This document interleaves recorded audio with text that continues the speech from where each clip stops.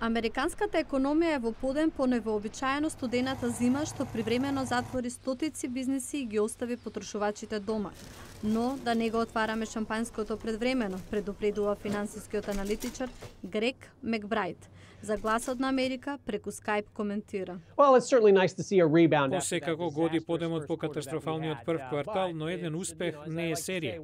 Или дали трендот ќе продолжи во третиот и четвртиот квартал на 2014-тата. Дури и да продолжи, падот во првиот квартал значи дека бруто домашниот производ најверојатно нема да ја надмине минатогодишната годишна стапка од 2,2%. Но ако Wall Street се сомневаше во економското закрепнување, не го покажува тоа.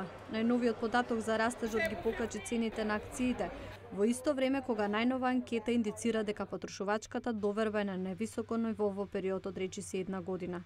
Дейвис Стоктон е виш соработник на Институтот за меѓународна економија Петерсон. Економијата се движи напред со умерена стапка, а американските бизниси засилено трошат на инвестиции. Зајакнатите инвестиции и повисоката стапка на извоз е поволна за пазарот на трудот.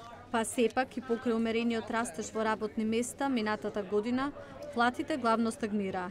Но Грег Мекбрајт смета дека тоа се менува. Водечката категорија во растежот на работни места за 2014 се професионалните и деловни услуги, значи повеќе платените работни места. Пазарот на трудот е во замав, што е добра вест и многу конзистентен во однос на економскиот растеж. Економистите очекуваат појасна слика за вработувањето на 3 октомври, кога владиниот оддел за труд ќе ја објави на широко очекуваната месечна статистика на оваа тема.